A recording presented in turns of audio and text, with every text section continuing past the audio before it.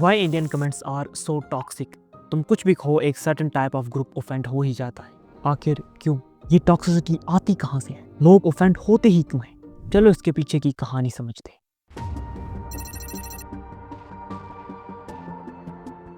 Give a man a mask and he will tell you the truth.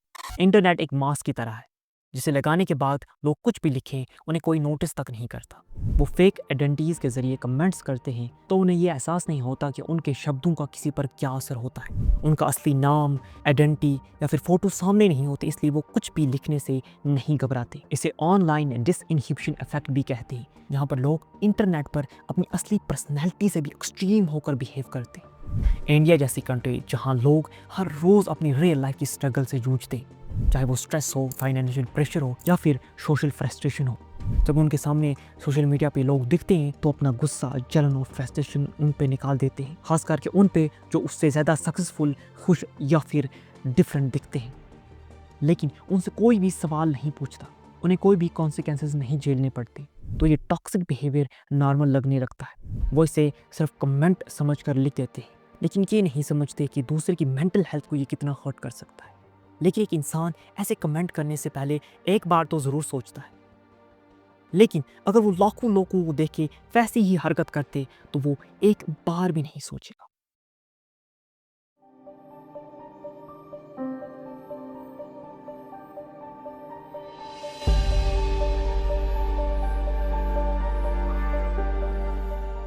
जब एक इंसान किसी पोस्ट या फिर किसी वीडियो पे नेगेटिव कमेंट करता है तो दूसरे लोगों को बिना सोच विचार के वैसे ही कमेंट करने लगते हैं। वो बिना अपनी इंडिविजुअल पर्सनैलिटी, इंडिविजुअल रिस्पॉन्सिबिलिटी के ग्रुप के साथ फ्लो करने लगते हैं। इंडिया में सोशल मीडिया के यूजर्स काफ़ी ज़्यादा इमोशनल, रिएक्टिव होते हैं। अगर किसी सेलिब्रिटी, इन्फ्लुएंसर या फिर किसी पब्लिक फिगर ने कोई कंट्रोवर्शियल बात बोल दी तो बिना सोचे समझे, बिना कॉन्टेक्स्ट के देखे टॉक्सिक कमेंट की तरफ चले जाते हैं। एक के बाद एक हज़ारों कमेंट्स वैसे ही बढ़ जाते हैं, सिर्फ इसलिए क्योंकि लोग कर रहे हैं। लेकिन सवाल यह है कि लोग इतने ज़्यादा ऑफेंड होते ही क्यों हैं?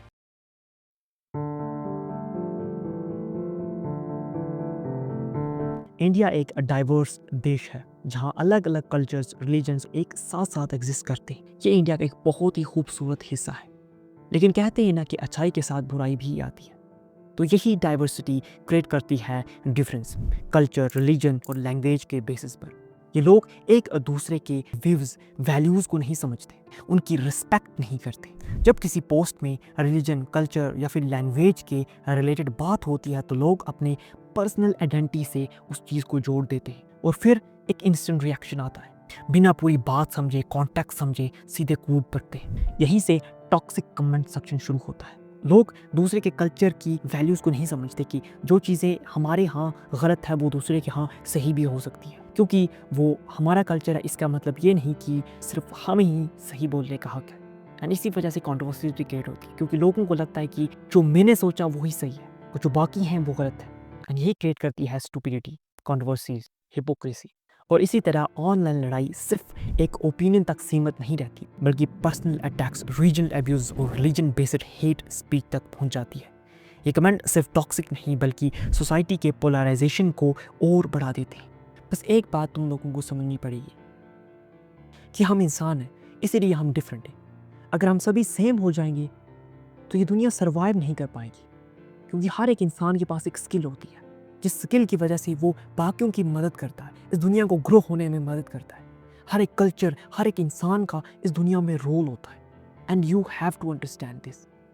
इमेजिन करो कि हर एक कारपेंटर या फिर बिजनेसमैन बनने लग जाए तो बाकी काम कौन करेगा? कोई नहीं।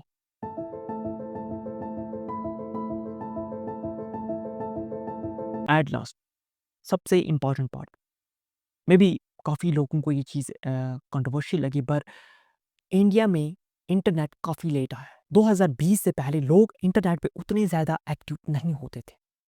लेकिन जैसे ही कोविड-19 आया, उसके बाद लोग अपने घरों में बैठे तो उन्हें एक दुनिया दिखी, एक फ़ोन की दुनिया, जहाँ पे तुम कुछ भी कहो कोई नोटिस नहीं करता। तुम्हारी असली लाइफ में किसी ने आज तक एक कॉम्प्लीमेंट नहीं दिया, लेकिन जब तुम सोशल मीडिया पे कुछ पोस्ट करते हो तो लोग कॉम्प्लीमेंट देंगे। ये कैसी दुनिया है जो कि तुम्हें वो चीज़ें प्रोवाइड करती हैं जो कि रियल लाइफ में तुम्हें इतने टाइम से नहीं मिल रही थी।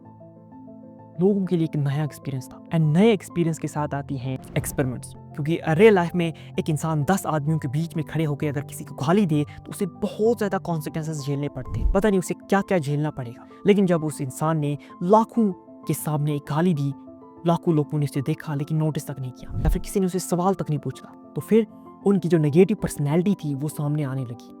उन्हें इन चीज़ों में मज़ा आने लगा। उन्हें लगता कि सोशल मीडिया पे लोग हर्ट नहीं होते, लेकिन असल में उतने ही हर्ट होते हैं जितने रियल लाइफ में होते हैं। अगर तुम इंडिया की ऑडियंस को थोड़ा ध्यान से देखो ना, तो ये काफ़ी ज़्यादा इवॉल्व हुई है। फॉर एग्जांपल अगर तुम 2021 या 20 की बात करो तो वहाँ पे ऑडियंस बहुत ज़्यादा टॉक्सिक थी। किसी की छोटी सी गलती पे उसे इतना क्रिटिसाइज किया जाता था कि वो सोशल मीडिया छोड़ने पे मजबूर हो जाता था, और इसका कल्चर मेनली आया था रोस्टिंग से। लेकिन अगर तुम आज की बात करो तो आज इंडिया की तकरीबन 50% ऑडियंस एक्चुअली मैच्योरिटी की तरफ जा चुकी है। बाकी जो बची हुई है उसे भी थोड़ा टाइम लगेगा। हमें बस बुरी चीज़ों को कॉल आउट करना है एंड वो फिर खुद ही ठीक होने लगेंगी। प्रॉब्लम तब तक प्रॉब्लम नहीं होती जब तक उसे कोई नोटिस ना करे।